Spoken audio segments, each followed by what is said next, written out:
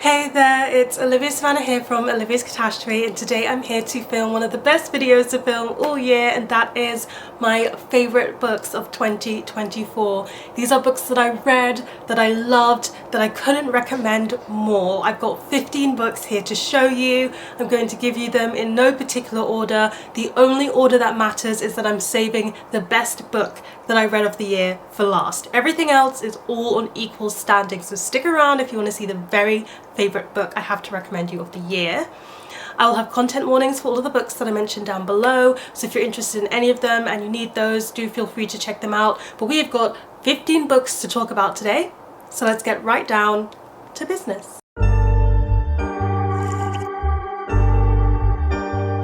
So 2024 was the year of poetry for me, and one of the best poetry collections I read was Food for the Dead by Charlotte Shevchenko Knight. Now this is a poetry collection written by a Ukrainian poet, and it goes into the history of Ukraine and it explores various famines, whether those are natural or whether those are enforced famines, and the effects that it's had on the Ukrainian people and Ukrainian history. I learned a lot about famines and history around Ukraine that I did not know before, but also the way that this is written is just so good. The poetry is really good. It's written in a very staticky form with the enjambment and the line breaks to make it seem like every single word is being forced and hammered home into you, which I found incredibly effective. And it made me just realize decisions and choices that you have to make when everyone around you is starving, when you're a mother who is starving, when you've got family members who are starving, when you've got elderly people to care about, when you're pregnant and you're choosing to feed yourself over your children because you want the baby to survive. Those tough choices are depicted and described in this in a way that really broke my heart and really had me sinking into the emotion and thinking and feeling, and that is why this is definitely one of the best poetry collections that I read this year. Switching up the tone quite a bit, one of the best classics that I read last year is A Tale of Two Cities by Charles Dickens. I absolutely loved reading this, and my reading experience was so good because I buddy read it with Abby from Abbey of Pelennor.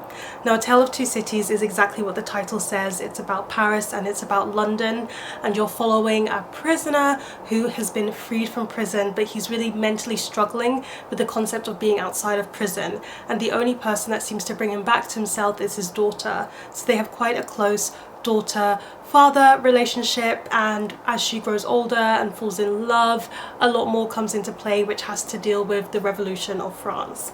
And I think that's what I'll tell you about it because I didn't know that much going in, but this classic really just stole my heart. I think the ending is the part that most people mention being the big kicker, the big game changer for a lot of people, but not only was the ending something that I really enjoyed, but I enjoyed the entirety of the journey there. I think Charles Dickens was on point in this one with his characterization, so getting to know these individual characters and how much they grow on each other, they work together, they love each other, and how they show up for each other. I really like that.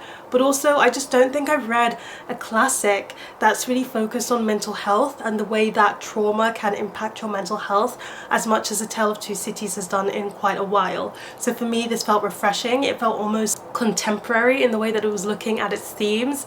And I know that Charles Dickens is known for being overly wordy, but in this one, I think he was just wordy enough.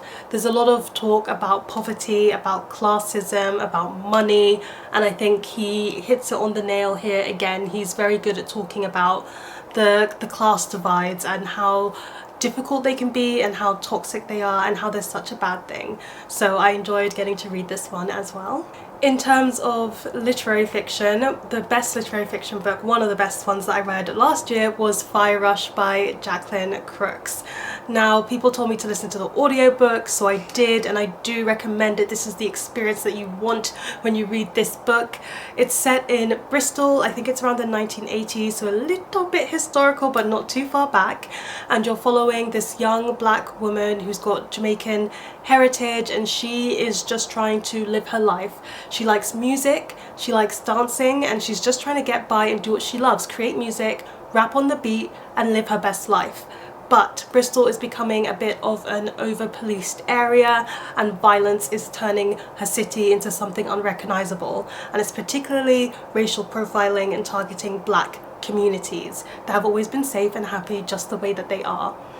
and I really loved this. I just loved that the entirety of the book is written in patois, so if you're listening to the audiobook, you've got someone who is able to do that accent reading it to you, and it's fantastic. It's so immersive. It's also a book that is heavily imbued and about music, and so you can hear the beats, you can hear the raps when you are listening to the audiobook, and I think that also brought it alive to me all the more. I really felt for our main character. There's a lot that she has to go through in this one, and there's a lot of pain and hurt and anger, but also a lot of love that she struggles through. It has to do with family, it has to do with friendships, it has to do with heritage, it has to do with money, and I really liked how it managed to move through and touch on all of these topics in a way that felt very relevant, but also in a way that just felt like it wrapped up into the story, and you can't help but root for this main character who you just want to be all right, who you just want to see her happy. And it's the way of the world and the way that these people are treating the black women in the community that is blocking them from having all the happiness and peace and love that they deserve. And so I really recommend this audiobook. If you haven't read it, it's absolutely fantastic, but even if you read the book, it's just such a good read. For something with a little bit of a fantasy element to it, I have to say The River of Silver by Shannon Chakraborty is one of the best things that I've read this year. It's a short story collection that's a spin-off of the Daevabad trilogy. When I read the Daevabad trilogy, it did make an appearance in my best books of the year, and so it's no surprise that the short story collection also makes an appearance in my best books of the year. So I just loved getting to go back into the world of Daevabad to see the rich and wonderful and intriguing and intricate and realistic world building that Shannon Chakraborty has put in. She knows that world inside and out, and in this one you're getting stories that take us back to before the trilogy started, to during the trilogy, and to after the trilogy. So you can tell that author, she knows her history and she takes you through it. I loved that you get to hear from different characters that you don't get to hear from in the main series, while still also being able to visit back into the minds of the main characters that we miss and we know so well. I'm in love with Prince Ali. I just think he is perfect, and so when I got to see 3 short stories of his that I could just go back into, I was enamored. I was so very happy. Each one of those made me smile so very much.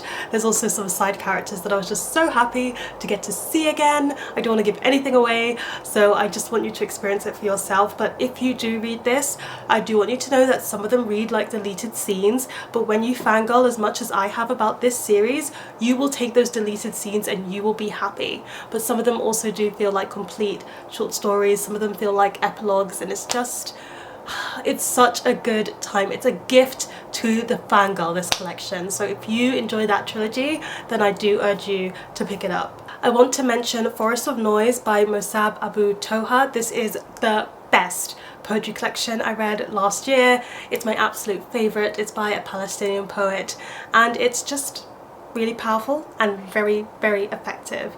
It is about what it was like to live in Palestine during the genocide that is still currently ongoing. He talks about what it was like to live there, the things that he's seen, what it was like for him.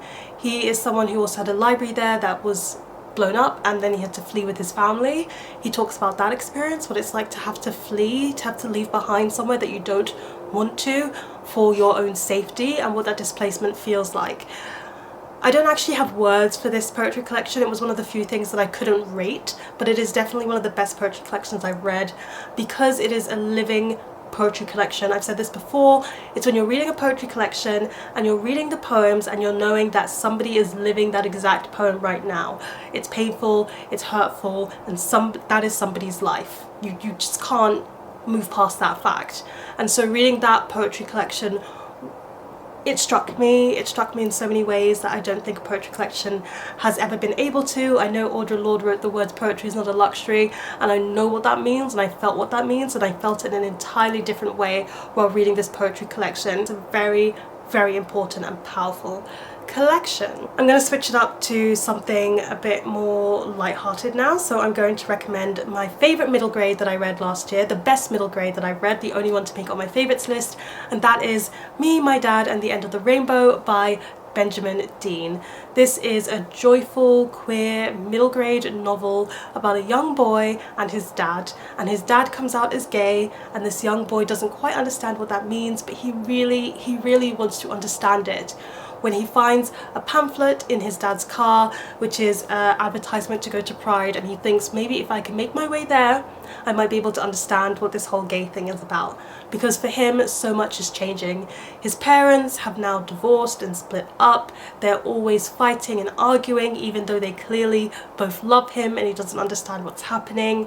He's trying to talk about it with his friends, but they don't exactly know what these words in the Pride pamphlet means.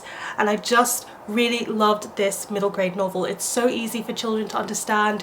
It's a great conversation starter so that they can better learn about the queer community. It does take you to Pride throughout the book, so you can discuss what Pride is and what that means with your child or with the class or however or whoever you're reading this with. I think it did a very good job of showing some of the painful moments, as you see from this child's perspective, while the dad is struggling to communicate with his mum, but also struggling to communicate with his friends and feeling a bit awkward and odd in this new life that he's suddenly found himself in. But also you can see how much love is in this book. The dad still clearly loves his son, the son still clearly loves him, and they want to be able to understand each other better. Everybody loves everybody in this, and this is not in the question. It's just a matter of how are they going to move through this new mode that they find themselves in. And because it does take you to Pride, you do get to see a beautiful depiction of the queer community and of queer love and what that means and what it feels like to be surrounded by that. And it was just a warm hug in a book, but for children reading it, it's not just these are messages, these are words, and this is what it means. It's also got like the plot line of the kids going somewhere they shouldn't, and there's an actual story and an adventure that they go on, and they meet different characters and they have to overcome their little things that they're afraid of as well. And so it becomes a really wholesome, complete story, while also being just something that's really lovely. And I'm just so glad it's published and out there.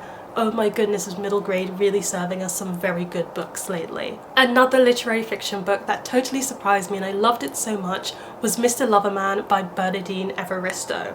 Now this one is following an elderly black man. He is married, he is a terrible husband. He has a best friend who is actually secretly his lover because he is closeted and he has been gay for pretty much his whole life. He is a immigrant, so he is an expat. He's from the Caribbean, but now he lives in Britain. He's got daughters, and it's about his life. You're basically just following this good-for-nothing man who is constantly drunk, who has a lover who wants to live with him, but he's still with his wife, and that marriage is really broken down and not working. His complicated relationships with his daughters, and it's such a big mess, and he is stumbling his way through it. But you can also see that he's trying his best with what he has been given. This is another one of those books that's written in patois, and you can see a little bit of the code switching that he does when he's talking to his family, when he's talking to his friends, and when he's talking to people outside of the community. I really liked how it discusses what it means to be queer from a certain time period, especially in the Caribbean, where for a long time it was illegal to be queer. So you get to see a bit of his history and what it was like for him being queer back then, but also about why these men and why these people have decided to get married and to enter into straight relationships when they are not straight themselves, and the choices that it leads them to make, and how this level of having to hide your personality and that unhappiness can fester. And I don't usually tend to like unlikable characters, but you can really just so clearly see that he's trying to do his best with the unfortunate little that he's been given, that you feel sympathetic for him and that you root for him to kind of make some of the better choices. You do get to hear from other people's perspectives than him. You get to hear from the wife, you get to hear from the daughters, and I found them to all be characters that have their good sides and their bad sides, but you can't help but feel for them and want the best for them along the way. And I just found this to be like such a moving story, an impactful one, an important one, but one that really delved into and showed the nuance of the situation in a way that I just hadn't seen depicted before, and made loads of things clearer for me as someone who is observing these stories and these lives. So I read The Pitch of Dorian Gray by Oscar Wilde for the very first time this year, and I absolutely loved it. This is a classic that's very well known. It's about a man who trades eternal youth for a painting, and you see the painting kind of devolve and get older and uglier, but he stays forever young and gorgeous, and it's about what happens to him. And this classic is threaded with so much homoerotic vibes to it, so if you enjoy a bit of the homoerotic in your classic literature, then you will enjoy this book. But I also really liked how much it discussed and delved into art theory and philosophical questions on beauty. Is it in the eye of the beholder? Is it in the person? Should you stay forever beautiful? Is beauty a demonstration of the purity in a soul? What is sin? What is ugliness? What does that mean? But also in art, who creates art? Who owns art? Who determines what is beautiful? Who determines what is worth being seen and what is worth being withheld and hidden? And I loved getting to pick apart some of these philosophical depictions and ideas while I was reading this classic that still had a plot, and the writing itself is decadent and lovely. Oscar Wilde has encased these words in jewels. It looks beautiful to read. It feels beautiful to read, if that's possible of a way of describing it. And so I had so much fun like unpicking some of the elements and the way that the theme is embodied in the writing, in the concept, and in the storyline too. It's all about sexism, which I found quite interesting. The character that is spewing all of this sexism is doing so intentionally, and it's used for commentary purposes. It wasn't my favourite thing to read, because of course I'm not going to enjoy reading about a character that's super sexist, but it does add nuance to the story and discussions. And after reading this book, the day I finished it, the very next day, I went to go and see a one-woman play of it, and it was fantastic and done so very well, and I think that made my reading experience of this one even better and even more enjoyable for me. So I had a really good time reading The Pitch of Dorian Gray. I am going to bring it back to poetry again. I know I've mentioned so many poetry collections, but I just had such a good reading year for poetry. I read The Perseverance by Raymond Antrobus, and this is my all-time favourite Raymond Antrobus poetry collection. He volleyed his way into my top 3 poets this year, and I had a very good time with that. I've mentioned him many times before, but you know, it's my favourite, so I get to do it one more time. Raymond Antrobus is a Black, British Jamaican, deaf poet, and a lot of his poetry has to do with these themes. The Perseverance is one of his poetry collections that focuses on deafness the most, so a lot of it will be about what it means to be in the deaf community, some of the experiences that he's had as someone who is deaf but also Black and deaf, and he also talks about what it means to be mixed race, Black and British, and have a white mother and a Black Jamaican father, and kind of what it was like growing up in those circles, and his family history. There's a complicated relationship with his father, so you can see some of that trauma discussed in his poetry. I think for people who are mentioning like where to begin with poetry, it's beginner poetry. You can read this if you don't read poetry before, because Raymond Antrobus manages to write in a way that seems very straightforward and direct, and it gets its point across, but it still uses all of those poetic elements to make it sound beautiful and lyrical at the same time, and I really like that about his poetry. For the best horror gothic book that I read in 2024, I have Model Home by Rivers Solomon. This is out in the US in 2024 and it's out in the UK in 2025, but I had a proof copy and I absolutely loved it. This one is about these 3 siblings, 2 sisters and 1 sibling, and they lived in this haunted house and they really didn't like it there. It was in an all-white enclosed gated neighborhood, and so as soon as they were old enough they all moved out and fled the house, but the parents stayed there. And the story begins when they get a call that both of their parents have been murdered and they are outside the house, and so they get called back to the house to find out what happened and whether the house truly was haunted. This is very gothic in its nature. It's a very slow, sprawling story, and you gradually get to follow these characters and understand what they have been through and what traumas they have faced. As you can imagine, with them being the only Black family in a white neighbourhood, this one predominantly features the theme of race and racism quite a lot, and what it's like to have those class and race boundaries implied in a place where you live and in the environment where you live on an everyday basis. There are quite a few content warnings for this that are quite serious, so I'll leave those down below if you would like to know about them beforehand. But this book really got me slowly. Like, it slowly sinks into your bones, it slowly sinks into your mind space, and it slowly sinks in and just takes over everything.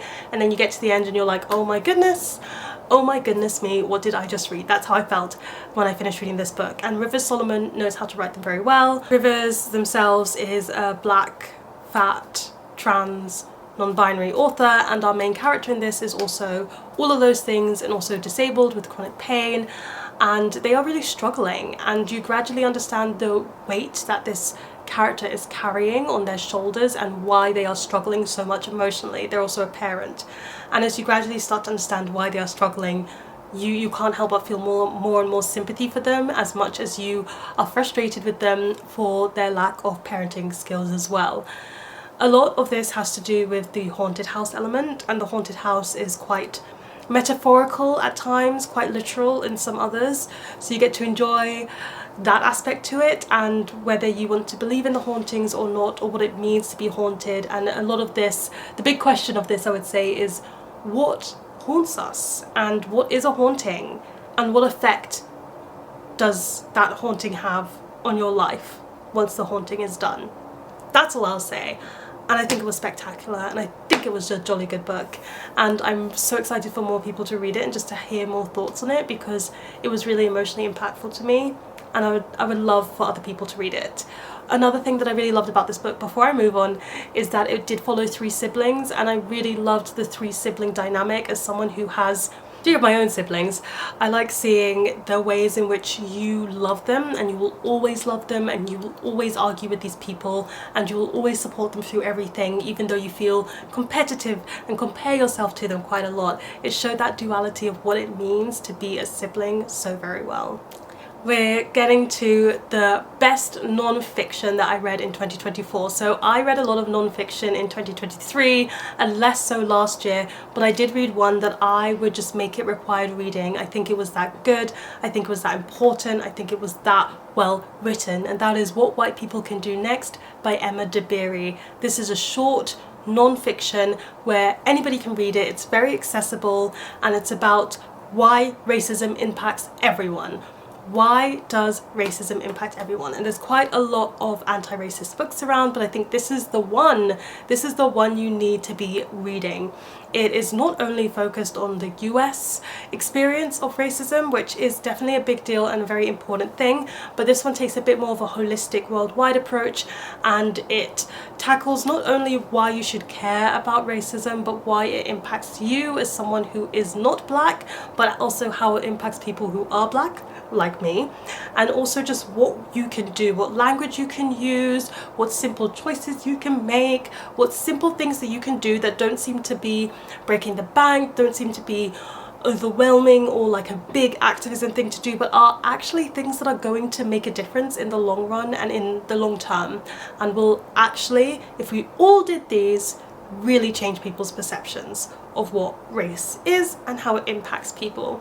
And I don't think I can do this justice. I just think Emma Dabiri just has a way of language that woman can speak. She can articulate to the letter, and as I was reading I was just highlighting and highlighting and highlighting, because there is so much here that I just took away from it and I learned. And the fact that I was taking away something from this and learning as someone who is black, when the title clearly says What White People Can Do Next, is absolutely amazing. And so I cannot wait for more people to read this, because I think everybody's going to take something away from this, everybody's going to learn from it. And if you just read one non-fiction book in 2025, please read this one. Okay, only 4 more books to go. So the best young adult contemporary that I read in 2024, I read quite a lot of them. The best one is Sing If You Can't Dance by Alexia Casale. As soon as I read this, I knew it was going to be on my favourites list of the year. This one is where you are following someone who is a dancer, and she's in a dance competition, and then suddenly, while she's on TV live dancing, she collapses, and from that moment her life changes. She discovers that she has a disability, but the doctors cannot name it, they cannot figure out exactly what her disability is. So she is a teenager who's kind of living through this undiagnosed disability. A lot of her joints become unjoined, spontaneously different things. She can yawn and dislocate her jaw, she can shake someone's hand and then her fingers become dislocated, so she's dealing with that, and she has this whole new body that doesn't behave and act the way that she expected it to, which is quite a big thing for a teenager to face, as you can imagine. And what I really particularly like about this one is that even though this teenager is going through big changes bodily wise, growing up wise, family wise, and all of this for her, and her whole career path that she's set up for herself of being a dancer is now off the table, in no ways does she ever hate the disability. Sometimes she hates the way that people see her now and perceive her. Sometimes she hates the fact that she doesn't have as much energy, but she does not hate who she is. She does not hate herself. She's just learning to readjust, and everybody else needs to learn to readjust around her. I also think this does such a good job of addressing so much more than the disability themes. I do think they felt very realistic. I am not somebody who has her disability, I'm just someone who is a carer to somebody else who has a disability, but as someone who grew up alongside that person and has cared for them, I think a lot of the depictions of her and her best friend felt very realistic to experiences that I've been in myself, and it just felt that journey that I could see our main character doing, of learning to love who they are after having been able-bodied and moving to disabled. After seeing someone else make that journey and transition, this just felt very realistic, and so many of the highs and lows of the emotions that the main character went through, they were really on point. That's all I'll say. They are so on point and they are so true. And yeah, I really love the parents of this one, the way that they are always there for their child and they are always deferring to her in any of the medical depictions and situations, and how they want people to listen to their daughter. I just loved how supportive and there and on page for her parents are, and how involved they are in her life. I really loved that. I think the friendship complications were realistic, but I loved seeing them, and I almost felt like crying at some of the end points where the friendships were just everything that they needed to be. It just warmed my heart so very much. I was like, oh my gosh, I can't take these emotions, these people and what they're doing for each other. I can't take it. I loved her journey, but there's a romance in this one with somebody else who is disabled, and he is working through his own disability journey, and I really liked that you got to see two very different depictions of disability journeys. You got to see Ven's and you got to see the love interests, and I think he is in a very different place from where she is, and so you got to see just two people having very different experiences that sometimes echo each other and fit into each other, but are startlingly different because their disabilities manifest in different ways. And so you get to see a bit of that disability diversity, but also just how they learn to move and grow together and work through each other's hurts and how to support each other.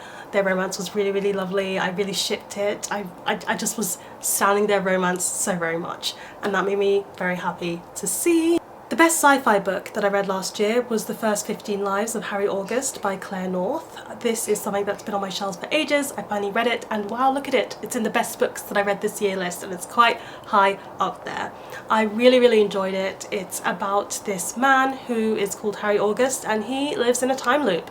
He lives until he dies, and then he wakes up when he is like born again, and he has all of his memories of his past life, and that keeps happening. He lives throughout the same time spans. But he's not the only time looper. There are different people who also live in time loops, and as the time loops intersect, you can pass messages through time. And I really loved this. It's about him, and he's living in his time loop when a message comes sent back from the future that the world is ending. And so people within their time loops can do different things to kind of help solve the ending of the world. And it's about who is doing it, why they are doing it, and if he can help save the world. What's really fun about this one is that it has a very big frenemies element to it, and there's nothing like frenemies. I know people love enemies to lovers, but frenemies, that's even better. I'm so sorry. That tops enemies to lovers any day of the week. I loved the frenemies in this, and how you can see the line between friendship and also just when you have friends who sometimes you disagree with some of their opinions, and how that can fracture friendships. It's also men and I quite like when you see men friendships. I just don't read enough of it, I just don't consume enough of it on TV. I think we need more focus on it, and so getting to see that in this book was really, really nice. But to be honest, I think this is one of the cleverest depictions of time loops and time travel intertwined that I've ever seen before, and I just think Claire North did it marvellously. I'm impressed by how she did not shy away from some of the questions of when you know something bad is going to happen and you can stop it before it happens, would you stop it, or is that unethical? I liked that she didn't shy away from that issue. She kind of tackled it and addressed it and touched on it. Faced the implications of what it means to live through the same time periods, especially big ones where world wars happen, quite a bit.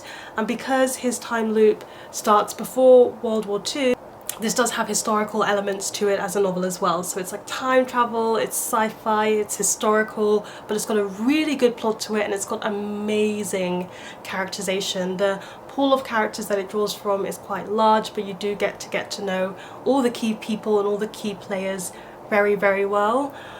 I don't think words describe how good this book is, and I just wish everybody who enjoys time loop or time travel stories would pick it up. And if you like sci-fi, this is a very good one to get through. I absolutely whizzed through it. I couldn't predict how it was going to end. Like, I just literally could not predict how it was going to end. But then when I reached the ending, everything made sense, everything added up, and I was like, how did I not predict it? Because everything is so sensical, and those are the best endings, when you can't see it coming but you can entirely see how you get there at the end. Fantastic book. The second to last book I'm going to mention here before I get to my best book of the year is my favourite fantasy series that I read this year. I'm only going to mention 2 books in the series because those 2 are my favourites, and that is Wolfsong and Ravensong by TJ Klune. I loved it. I loved it so much. These sad boys in the woods in Green Creek. So let me tell you what Wolfsong is about. You follow Ox. He's just this typical regular boy whose father leaves him, and he lives in this house with his mum when a family move in next door nearby the woods, and they are very strange. They keep very close together, they keep to their own business. They're almost like a pack of wolves, the way that they interact, and it turns out they are a pack of wolves, and they've got their own battles to fight and things like that. And the best way to describe it is like sad boys in magical woods. That's literally what the series is, and it's got found family in spades. It's one of the most found family books I've ever read. I love that it's all about these werewolves with their magic and how much they love each other and how they're trying to get past this trauma that seems to keep chasing them and keep impacting the family. It's got some really cute gay romances to them. It's got characters that you will love and you will adore and you cannot help but grow attached to. I put Gordo on like my dream book boyfriend list because he wouldn't want me, he's gay, but I love Gordo. He is this grumpy mechanic who is very sweary but who has a really soft heart at his core, and Ravensong is one of my favourite books, particularly because of Gordo's storyline within it. And then I really loved Wolfsong just because this is the very first one where you get to know the characters and you get to know the world, and there was nothing like that first immersion into getting to know how these werewolves work and getting to be introduced to Green Creek, and that is what made Wolfsong so very special to me. And so these are books that I absolutely loved. They were some of my top reads of the year, and Wolfsong and Ravensong, I reread them multiple times this year because I just loved it, and I find it so comforting and such escapism to read about this group of people, the pack, forever and ever and ever. But now it is time, drum roll, for me to tell you about my favourite book that I read in 2024, and you guys, I lied to you at the start of this video. I do not have #1 favourite book that I read this year because, oh well, you already know, because I read Sarah Simone this year. And I read Sarah Simone, and I read Sarah Simone every month, multiple times in a month, and so I cannot have a favourite book of the year because I have a favourite author of the year. This is big for me. I don't often have favourite authors, but I do, and it's Sarah Simone. So my #1 spot is an author, it's not a book, it's Sarah Simone. I've really enjoyed getting to read Sarah Simone's books this year.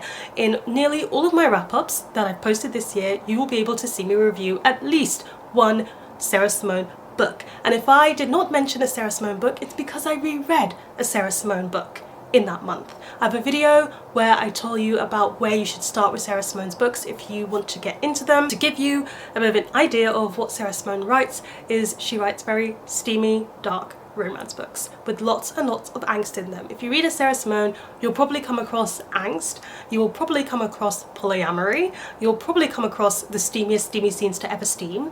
You will also probably highly likely come across an age gap, you might come across very questionable romance dynamics, and you'll come across a very healthy balance of plot and steaminess in your book. It's actually going to have good plot. And there'll be lots of character angst. She loves an angsty boy, as do I. So all of those things are what you're going to find when you read Sarah Simone. But because this is a favourites list, I decided to tell you my favourite Sarah Simone books that I read this year. And I'm not going to tell you too much about them because otherwise we'll be here forever. But this year I read American King for the first time. If you look on my favourites of 2023, you'll see the first 2 books in that trilogy, and I read American King. I then started the spin-off series, which starts with Salt Kiss, then the prequel to that, Salt in the Wound, which is also on this list, which is 3. Misadventures in Blue is a standalone that I absolutely loved. Then we have The Last Crimes of Peregrine Hind. I'm going to tell you about that in a minute. Absolutely love this. This is a standalone within a series of like historical fiction romances that she's written, and that's the best one of them all. Supplicant, which is a standalone, and then Honeycut, which is also in the Salt Kiss series. Those are my 7 favourite Sarah Simone books that I've read this year, and I'm going to break it down to you about why each one has made it onto the list. So American King has made it onto the list because it is the finale in pretty much my all-time favourite Sarah Simone series, which is the American Queen one, the New Camelot trilogy. I think this is some of her best works, and if you are starting with Sarah Simone, I recommend you start in with this trilogy. Salt in the Wound is, I think, one of the best prequels that I've ever read. I think it was so smart for her to publish Salt Kiss and then publish Salt in the Wound, because it makes the cliffhanger at the end of Salt Kiss all the more infuriating, heartbreaking, hard to handle. And so I loved Salt in the Wound, and I reread that book over 5 times this year. I reread Salt Kiss around 3 times this year, and then Honeycut is the new to me one that I read this year. I've only read that one once, don't worry. Then we have Misadventures in Blue. This is like a police one where they both are working this case where there's a murder that's happened, and they are both police officers, and they have a rendezvous, and then they keep rendezvousing. There's a big age gap in this one, and what's significant about this one is the woman is the significantly older person for the first time ever. I don't think I've seen Sarah Simone do that before. And Misadventures in Blue, I reread this like 6 times this year. It's a really good standalone. I really love it. The Last Crimes of Peregrine Hind is a highwayman captive romance. I don't want to say this is my favourite thing that Sarah Simone's written, but I'm sorry. For 3 months straight, I reread this every week. Sometimes more than once a week. I literally don't know what went through me. I reread this one every week for 3 months. Every week for 3 months, and the only reason I stopped rereading it after 3 months was because I didn't have to reread it. I could just like lie down and then just like read the book to myself mentally because I knew everything in it. I was obsessed. I was out of my mind. I was out of my mind, guys. So I confess to how many times I reread that book. I love it. I love it. I reread it physically, I reread it with audio, I reread it ebook, I just read it in all the different formats, and I really love it, and I think it's so great. Just confessing everything. Then we have Supplicant. I really love Supplicant because this is the major grovel novel of hers. A girl gets left at the altar, and it's about the man. He's called Church, which is super cringe, but he's actually super nice. Well, it wasn't nice when he left her at the altar, but he is basically groveling the whole book. Like, he's so sorry, he just wants to have another chance, and I really love their dynamic. I really love how much he grovels at her feet and apologizes and just worships her. And so it's the best thing to reread if you ever just want to be like, men should just worship us because we're so great. So yeah, that's what I recommend this book for if you're in that kind of mood. I reread this one like 7 times this year. Yeah, it was good. It was good. Thank you so much for joining me with my best reads in 2024. I look forward to reading loads and loads of books in 2025. I've already started. We're only a couple of days in. Please let me know in the comment section down below. Do any of these books interest you? Will you read any of them? Have you read any of these? And if you don't want to answer any of those questions, just tell me what was one of the best things that you read in 2024. Give this video a thumbs up if you enjoyed it. Hit that subscribe button if you want to see more. Don't even forget to hit that notification bell to be updated every time I have a new video. And you know what they say, onwards and upwards, Excelsior.